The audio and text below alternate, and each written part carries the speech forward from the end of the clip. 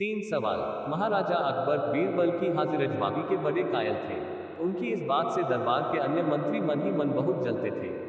उनमें से एक मंत्री, जो महामंत्री का पद पाने का लोभी था, ने मन ही मन एक योजना बनाई।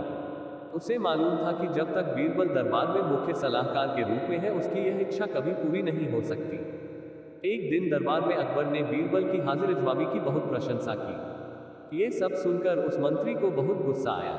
उसने महाराज से कहा कि यदि बीरबल मेरे 3 सवालों का उत्तर सही सही दे देता है तो मैं उसकी बुद्धिमत्ता को स्वीकार कर लूंगा, और यदि नहीं तो इससे ये सिद्ध होता है कि वह महाराज का चापलूस है। अकबर को मालूम था कि बीरबल उसके सवालों का जवाब जरूर दे देगा, इसलिए उन्होंने उस मंत्री की बात स्वीकार कर ली। उस मंत्री के 3 सवाल थे। आकाश में कितने तारे हैं? धरती का केंद्र कहाँ है?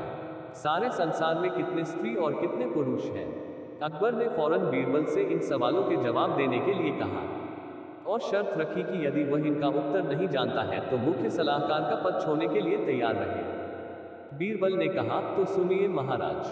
पहला सवाल। बीरबल ने एक भेद मनवाई और कहा, जितने बाल इस भेद के शरीर पर हैं, आकाश में उतने ही तारे हैं।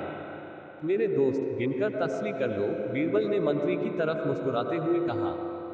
दूसरा सवाल। बीरबल ने जमीन पर कुछ लकीरें खींची और कुछ हिसाब लगाया।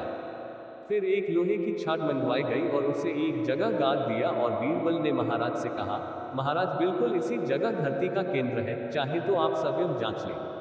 महाराज बोले, ठीक है, अब तीसरे सवाल के बारे में कहो। अब महाराज, तीसरे सवाल का जवाब बड़ा मुश्किल है, क्योंकि इस दुनिया में कुछ लोग ऐसे हैं जो ना तो स्त्री की श्रेणी में आते हैं और ना ही पुरुषों की श्रेणी। उनमें से कुछ लोग तो हमारे दरबार में भी उपस्थित हैं, जैसे कि ये मंत्री जी। महाराज, यदि आप इनको मौत के घाट उतरवा दें तो मैं स्त्री पुरुष की सही सही संख्या बता सकता हूँ। अब मंत्री जी सवालों का जवाब छोड़कर थर थर कांपने लगे और महाराज से बोले, महाराज, बस बस, मुझे मेरे सवालों का जवाब मिल गया। मैं बीरबल की बुद्धिमानी को मान गया हूँ। महाराज हमेशा की तरह बीरबल की तरफ पीट करके हंसने लगे, और इसी बीच वह मंत्री दरबार से खिसक लिया।